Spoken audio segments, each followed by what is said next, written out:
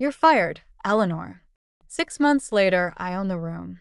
The memory of that day still burned like acid in my mind. The sleek glass office in downtown Seattle, the rain tapping softly against the windows. My mother didn't even glance up from her pristine desk as she slid the termination letter across the table. "You're done here, Eleanor," she said flatly.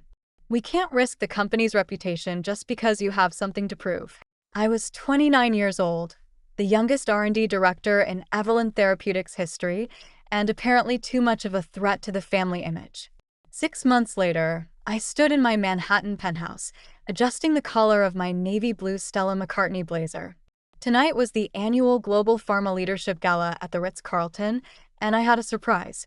My phone vibrated. A message from my chief of staff: "Release goes live at 9 p.m. sharp, Ms. Ward." I smiled, remembering exactly when everything changed. After that humiliating dismissal, I did something my mother never expected. I called Dr. Marcus Chen, the CEO of Ascendries Labs, Evelyn's most feared competitor. "Your Alzheimer's drug isn't passing phase 3 because your delivery model's off," I told him. "I know what you're missing." He was skeptical. But 3 weeks later, when I walked him through the neural binding process Evelyn had failed to patent, he wasn't skeptical anymore. He was offering me equity and full control of his innovation team. What my mother never understood was that I hadn't spent 7 years at Evelyn just taking orders. I was studying, tracking every move. I knew where the skeletons were buried, and I knew how to outpace them. After setting up my tent, it was getting late. Suddenly, a black car rolled to a stop outside the Ritz. Paparazzi clustered near the entrance, their flashes illuminating the crisp evening air. They weren't here for me. Not yet. They were chasing the industry dinosaurs, the ones who didn't know the game had changed. "Miss Ward," a young staffer greeted me, clipboard in hand. "Dr. Chen would like you to join him on stage at the presentation." Inside the gold-trimmed ballroom, I scanned the crowd. There she was, Miranda Ward, in her signature crimson dress, laughing with shareholders near the Champagne Tower. My older sister, Celeste, flanked her like always. They looked triumphant, likely celebrating their recent acquisition of a failing biotech startup out of Chicago, the same one I let slip through, knowing its IP was tied up in legal quicksand. "Eleanor." A hesitant voice broke my focus. I turned. It was Leia, my former assistant at Evolent. Her eyes widened as she took me in, poised, powerful. "I didn't know you'd be here," she stammered. "Your mother told everyone you left to focus on your health. Said the pressure got to you." I gave a calm smile. "Funny," I said. "Because tonight, the pressure is on them." At 9:01 p.m., the ballroom screens lit up. Ascendries Labs and Eleanor Ward unveil breakthrough Alzheimer's treatment, FDA Fast Track approved. Across the room, my mother dropped her champagne. I just kept smiling. I checked my watch, 8:55 p.m., while "Leia," I said with a smile. "In about 5 minutes, your former boss is going to have a very different story to tell." I began moving through the crowd, gracefully accepting a flute of champagne from a passing waiter, but never lifting it to my lips. I needed a clear mind for what was coming next. Across the ballroom, I spotted Marcus Chen. He gave me a barely perceptible nod. The man was a visionary and, more importantly, a strategist. He'd known when to let go. Unlike my mother, he saw that progress required evolution, not ego. At 8:59 p.m., a burst of laughter drew my gaze to the center of the room. There she was, Miranda Ward, regal and smug, holding court with a cluster of shareholders. My sister Celeste stood by her side, eyes scanning the room as if it still belonged to them. "As the market consolidates, Everland will lead the merger," Miranda boomed confidently. "We've been shaping this industry for 2 decades. Not for much longer." I slipped my phone from my pocket, watching the countdown tick across the lock screen. In my periphery, I noticed the press crew checking their phones, frowning, blinking, straightening up. At 9 p.m., a ding rippled across the ballroom like a tremor. The headline lit up 100 screens at once. Ascendries Labs appoints Eleanor Ward as new CEO in $12 billion industry merger. Gasps broke out. Conversations halted mid-sentence. Cameras raised. All eyes swung toward the woman in navy blue. Me. Miranda's glass shattered as it hit the floor. Celeste clutched her phone, blinking furiously. I walked into the center of the room, heels echoing off marble tile, calm, controlled. "Good evening," I said, my voice slicing through the silence. "I believe some introductions are in order." The hush that followed was electric. Miranda looked pale, lips parted in disbelief. Celeste glanced between her screen and me like she was seeing a ghost. "Eleanor," my mother finally managed, her voice shaking. "What is the meaning of this?" Before I could answer, Marcus Chin stepped forward, placing a steady hand on my shoulder. "Allow me," he said. "As of today, I'm stepping down as CEO of Ascendries Labs. Effective immediately, Eleanor Ward will take full operational control. She is now CEO." Shocked whispers. Dozens of phones lifted into the air. I could see the headlines forming. "Fired daughter returns to lead billion-dollar rival. Family feud goes corporate. Pharma queen in the making." "This is impossible," Celeste stammered. She left. She walked away. "She can't possibly." "Can't possibly what, Celeste?" I turned to face her. "Can't possibly understand the science? Can't possibly lead a company?" I pulled out my tablet and tapped it awake. "Maybe we should review Evelyn's abandoned our 37 trials. Or would you prefer I explain how we just secured exclusive rights to the corrected delivery model?" Celeste went white. Miranda didn't speak, couldn't. And me? I just smiled because I had arrived. If you felt that shift in power, just wait until you see what happens next. Tap subscribe so you don't miss the moment Eleanor turns the industry upside down. The R37 project had been Evelyn Therapeutics' secret weapon, a groundbreaking arthritis therapy they'd sunk millions into. But I knew what they didn't want anyone else to know. "How do you know about?" Celeste began. "About how the latest trials triggered liver toxicity in over 30% of patients." I finished for her. "Or how they buried the results, hoping the FDA wouldn't dig too deep." Miranda Ward stepped forward, her face tight, her voice even tighter. "Eleanor, I don't know what you think you're doing. This isn't theater." Marcus Chen interjected calmly. "In 6 months, your daughter has transformed Ascendries Labs. The Alzheimer's treatment we stalled on for over a year? She cracked the delivery pathway in 2 weeks." Gasps spread across the ballroom. The industry had been buzzing about that stalled breakthrough for months, but no one knew why it had suddenly resumed or who was behind it. "And more importantly," I added, "we've just finalized our acquisition of Nexera Therapeutics." Dead silence. Nexera was the third largest pharma company in North America. Evelyn had chased that deal for years, always falling just short. "That's not possible," Miranda said sharply. "We've been in talks with Nexera for months." "Were you?" I smiled and tapped my tablet. "Strange. Because they signed with us last Tuesday. Would you like to see the agreement?" Celeste looked panicked. Miranda didn't blink, but her jaw tightened as Thomas, one of Evelyn's corporate counsel, leaned toward her and whispered urgently. "Dad," Celeste hissed, tugging Miranda's sleeve. "If this is true, it means they now control 35% of the market," I said, completing the sentence. "Making Ascendries the largest pharmaceutical company in the country. A beat past.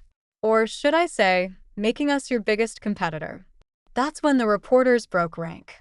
Their polite distance vanished. Questions exploded like shrapnel. "Ms. Ward, did you orchestrate this merger from the beginning?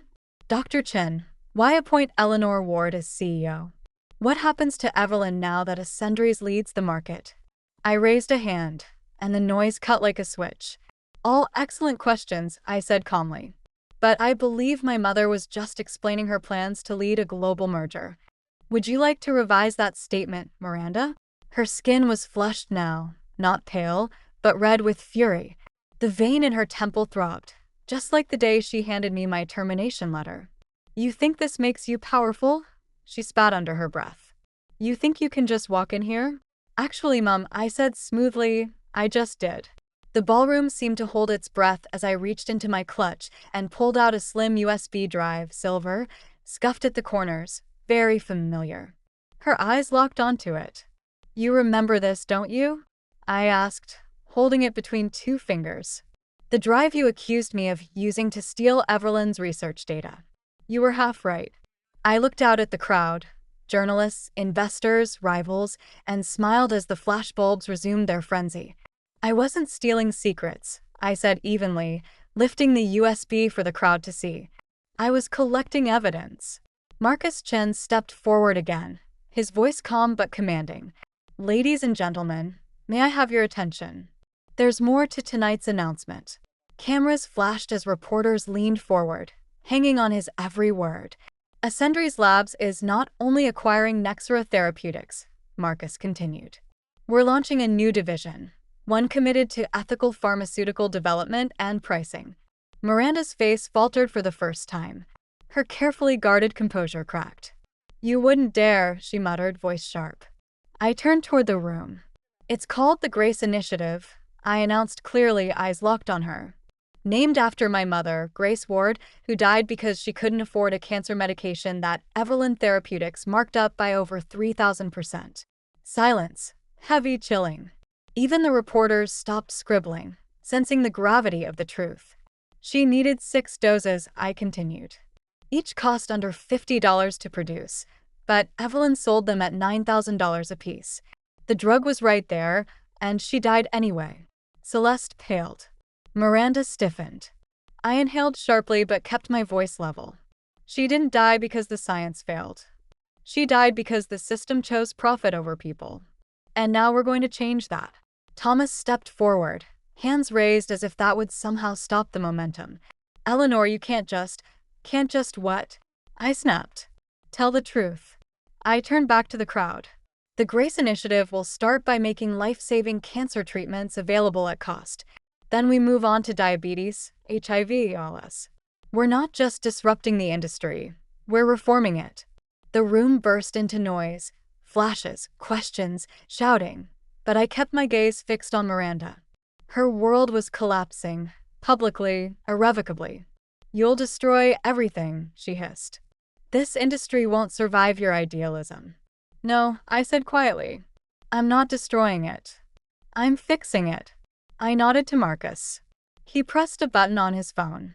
Around the ballroom, every screen lit up, bright, damning.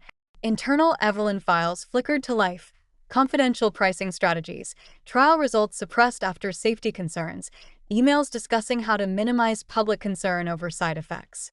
I faced the stunned audience. Everything you see here, I said, has already been submitted to the FDA and the International Council for Integrity in Medicine. Every falsified report, every inflated price tag, every ignored warning. Miranda lunged forward, but before she could reach me, 2 guards stepped in. You ungrateful little, careful mom, I cut her off. The cameras are still rolling, and your shareholders are watching. Almost on cue, her phone buzzed. So did mine, Celeste's and Thomas's. A ripple of panic notifications surged across the room as the news hit the wires. Stock tickers shifted. Statements were demanded. A reporter stepped forward.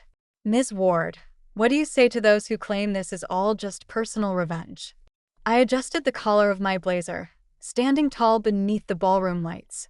This isn't about revenge, I said, steady and clear. It's about responsibility, about doing what's right, I continued. Something I learned, not from Miranda Ward, but from Grace. I turned toward my mother. She looked older than I remembered. Not powerful, not invincible, just hollow.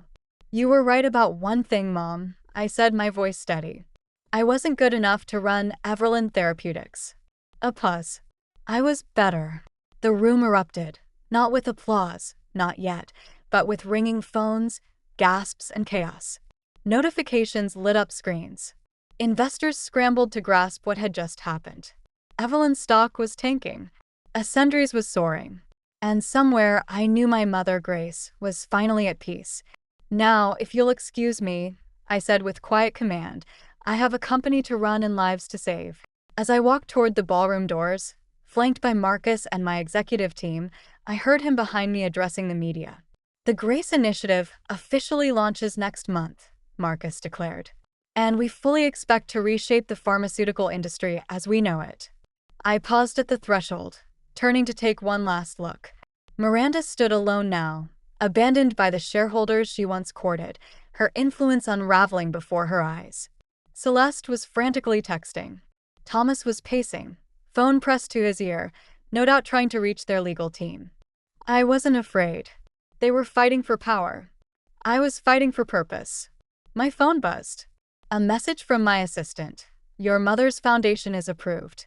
Everything's ready to launch alongside the Grace Initiative. I smiled, stepping into the crisp night air of Manhattan. Sometimes the best revenge isn't dismantling your enemies. It's becoming everything they said you couldn't be and using that power to lift others. My car pulled up, sleek and quiet. As I opened the door, I heard one last question called from the crowd behind me. Miss Ward, what message would you give to young women in the industry? I turned, catching the reporter's gaze. The lights of the city glinted off the camera lenses as they waited, silent and still. I let the moment stretch before I answered. Never let anyone tell you you're not good enough. And when they try to stop you, don't get even, get better. The door closed behind me with a satisfying click, sealing the noise away. Tomorrow, the real work would begin. But tonight, I had proved what I always believed deep down. Sometimes getting banned from the family business isn't a setback. It's a push to build something greater, something better. If my story meant something to you, if watching me rise from being dismissed and underestimated to leading the largest pharmaceutical company in the country stirred something inside you, I'd love to hear from you. Drop a comment below. Tell me when you've been told you weren't enough. Share the moment you chose integrity over convenience, growth over revenge. Your words matter. They remind others that they're not alone and that standing tall doesn't require a stage, just courage. Subscribe if you believe in building something better, not just for applause, but for impact. I didn't step into this role for revenge. I did it because someone had to change the way things are done. Maybe that someone is you in your own industry, your own family, your own quiet corner of the world. And if you keep following this journey, I'll show you what comes next. Not the fairy tale ending, but the hard, necessary work of using power for good. Here's what I want you to take with you. Never let someone else's lack of vision define your path. When doors close, especially the ones you thought were yours by right, it's easy to doubt yourself. Don't. Take that fire, that hurt, and turn it into purpose. Study harder, show up again, build better, use your voice, and when the moment comes, you won't just walk back into the room. They'll turn to see you leading it. So many of us have been told to stay in our lane. But I'm here to say, pave your own. If this story gave you strength, if it reminded you who you are or who you could become, support it, share it, talk about it, and above all, keep showing up for yourself and for the people who need someone like you to change the game. Because the world doesn't change when we get even. It changes when we get better, together.